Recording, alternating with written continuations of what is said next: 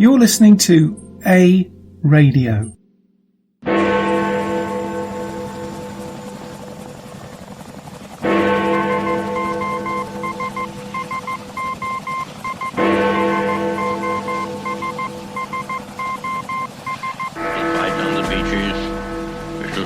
Landing ground.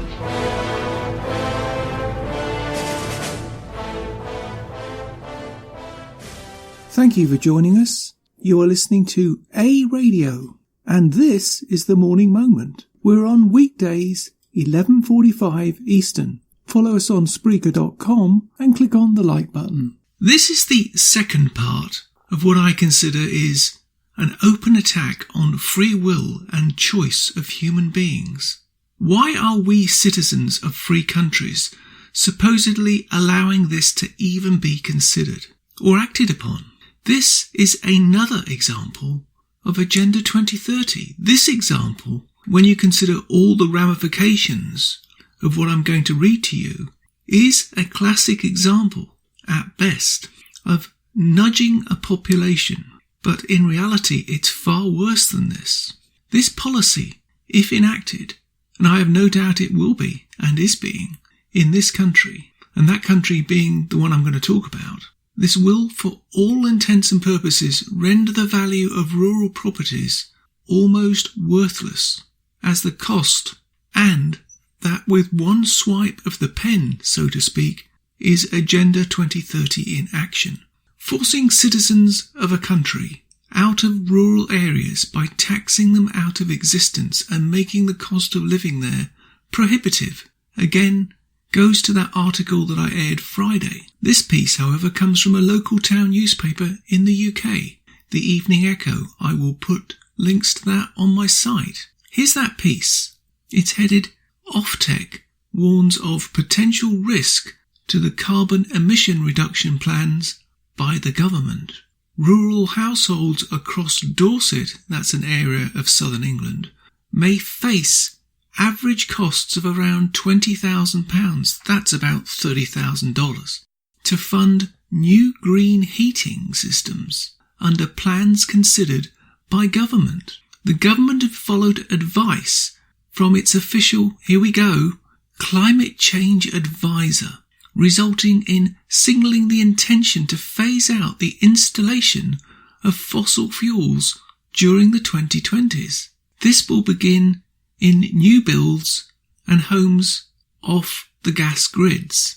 Despite the good initiative proposed, many fear that these plans would force the 18,000 oil heating households in Dorset, along with thousands more LPG users, to buy expensive electric heating systems called heat pumps instead. These heat pumps could cost anything up to £20,000, that's about $30,000 US, to install, a heavy figure for those jumping from gas to electric.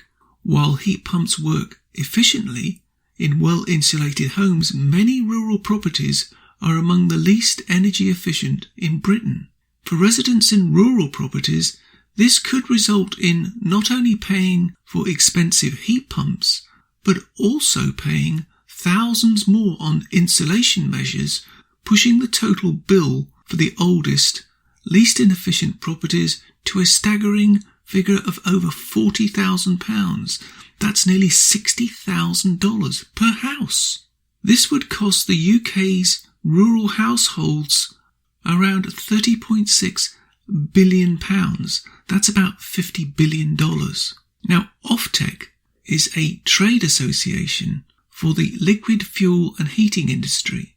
The CEO of Offtech, Paul Rose, explained introducing a policy which isn't fit for purpose could have severe consequences.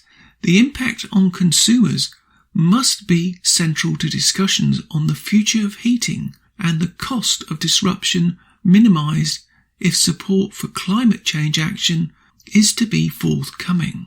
A little bit of history on Offtech. Offtech was formed in 1991 and replaced the former Domestic Oil Burner Equipment Testing Association, DOBETA, and it was created after the enforced split of Shellmex and BP in the early 1970s. There's a whole lot more information you can find about that. Anyway, Paul also highlighted the potential issues raised. Quote, "We firmly support plans to decarbonise home heating, but the government's current thinking is concerning. This could cause major problems for cash-strapped rural households." Unquote. He added, quote, "Financial support to help the poorest families switching heating systems would most likely be available, but many households would be expected to fund the work themselves.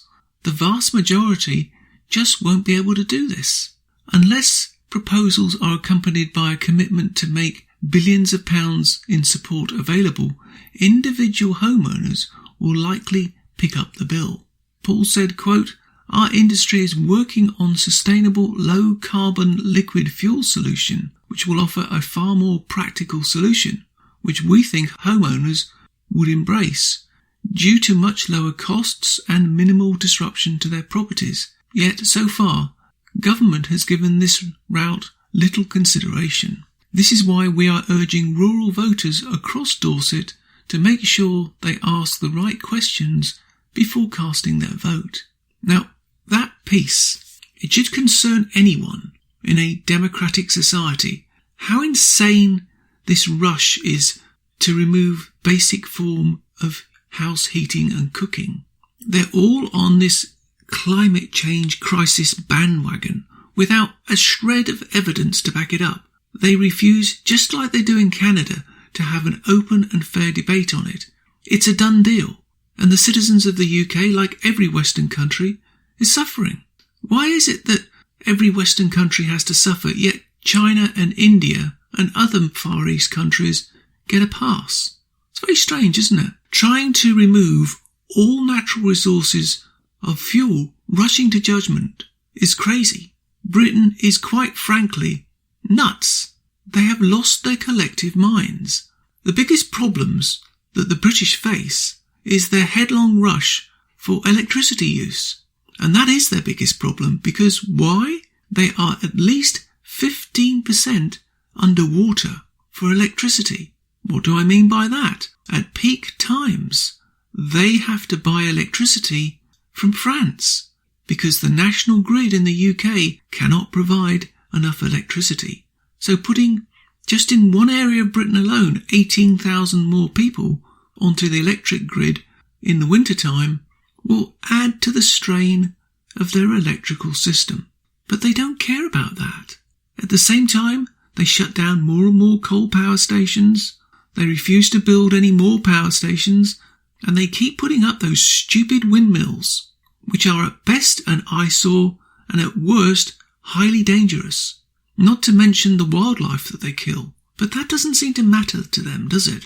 Now the reason I'm bringing this up, the reason I'm talking about this, even though it's in the UK, is this will come here to these shores, as sure as eggs are eggs.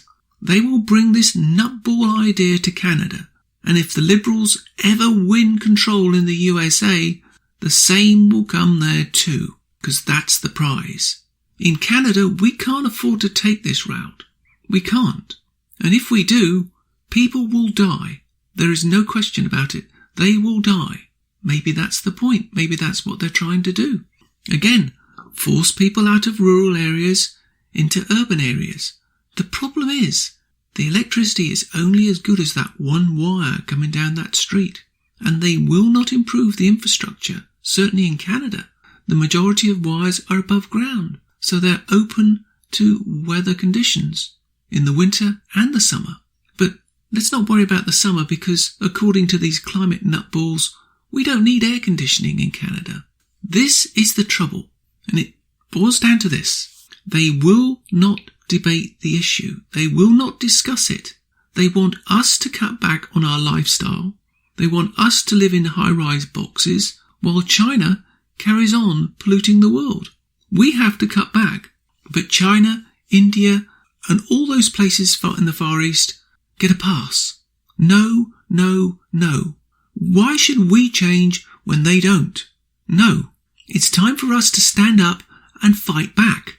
all the politicians and all the parties in Canada are for climate change. No, there's one party that is not. And I suggest if you don't think there's climate change, you stand up and start thinking about voting for them, because none of these others care about you one iota. They'll see your car taken away from you. They'll see your wood stove taken away from you. They'll see your LPG taken away from you. And all the other things that carbon card will do to you. Can you honestly stand back and vote for them when they're going to destroy your lives? No, you can't. You can't.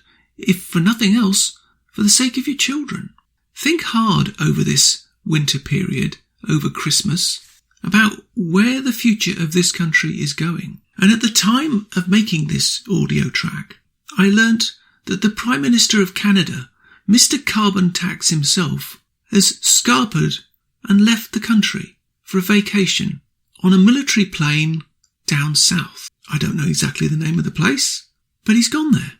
That's his carbon footprint. While they're telling you to cut back, while they're telling you to ride the train, while they're telling you to get on your bicycle, while they're telling you to walk, they're taking carbon footprint airplanes to the Caribbean. Do you not see what's going on here, folks?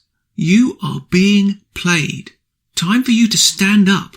Time for us all to stand up and fight back. These people are evil. They care zero for you and 100% for them. It's all about them. It's not about you. It's all about them, not about the climate. It's all about them. Merry Christmas to you all. We're going to take a break for a few days and we'll be back sometime in the early new year. Merry Christmas and a Happy New Year. You can find more at aradio.wordpress.com, where you can find links to us on Twitter, Facebook, Instagram, iTunes, iHeartRadio, Gab, Spotify, and email. We're on Spotify under the podcast section. Type in Canadian Politics with a twist and you'll find us. We are continuing to reach out to you, so please pass these links on to your friends. Please click on the follow button on Spreaker.com. You can listen to all our morning moments at Spreaker.com/A-Radio, EHRADIO, A-Radio. And please click on the like button. Join us Monday, Wednesday and Friday at 11:45 Eastern and tell your friends and pass the word. We only tell the truth, not what the mainstream media want you to know.